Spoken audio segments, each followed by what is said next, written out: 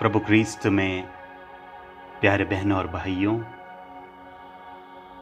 मैं आज आप सभी के सामने बाइबल के प्रथम 5 ग्रंथों के बारे में उनका कुछ परिचय पढ़कर सुनाऊंगा।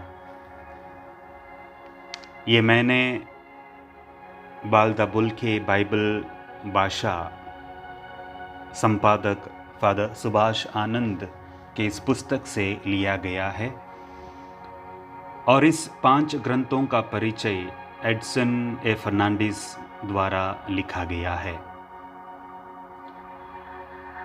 पंचग्रंथ यहूदी और क्रिस्तीय बाइबल की प्रथम 5 पुस्तकें जो उत्पत्ति ग्रंथ, निर्गमन ग्रंथ, लेवी ग्रंथ, गणना ग्रंथ और विधि विवरण ग्रंथ को प्रकट करता है।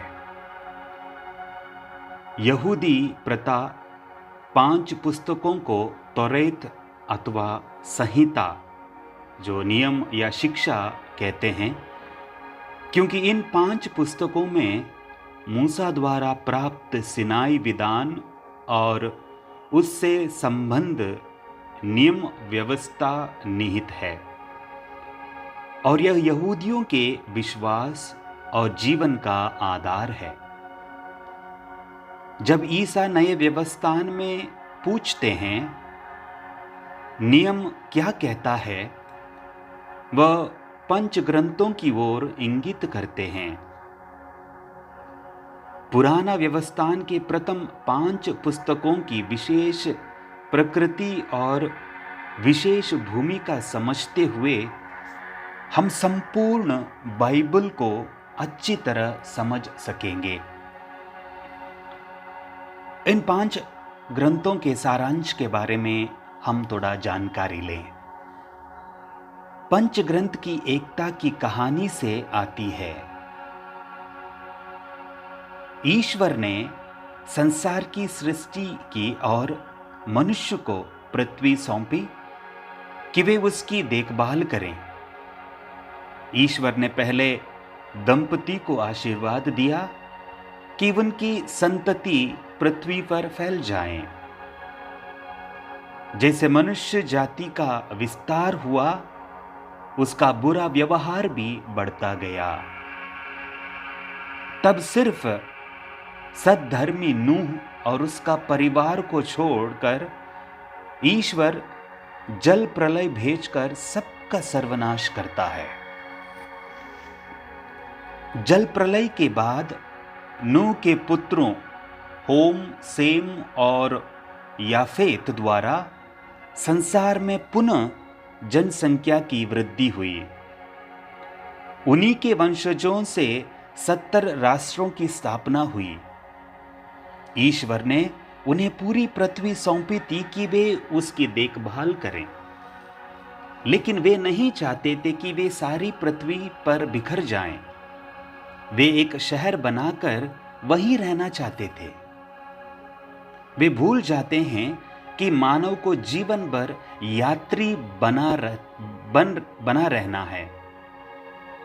तब ईश्वर उन्हें वहां से सारी पृथ्वी पर बिखेर देते हैं। ईश्वर इब्राहिम और उसकी पत्नी सारा को आज्ञा देते हैं कि वे अपना देश एवं संबंधियों को छोड़कर उस देश की ओर यात्रा करें जिसे ईश्वर उन्हें देगा। यद्यपि वे निसंतान थे, ईश्वर प्रतिज्ञा करते हैं कि वह देश हमेशा के लिए इब्राहिम के पुत्र पौत्रों का होगा। यात्रा के दौरान सारा इज़हाक को जन्म देती है। इज़हाक का पुत्र याकूब स्वयं 12 पुत्रों का पिता बना। वह अपने एक पुत्र यूसुफ को विशेष प्यार करता था, अतः यूसुफ के भाई उसे बेच देते हैं। लेकिन यूसुफ मिस्र देश के राजा या फिरौन का मुख्य अधिकारी बन जाता है और अकाल से बचने के लिए वह अपने पिता याकूब और अपने भाइयों को मिस्र बुला लेता है। याकूब के वंशज इजरायली प्रजा मिस्र देश में 400 वर्ष बिताते हैं।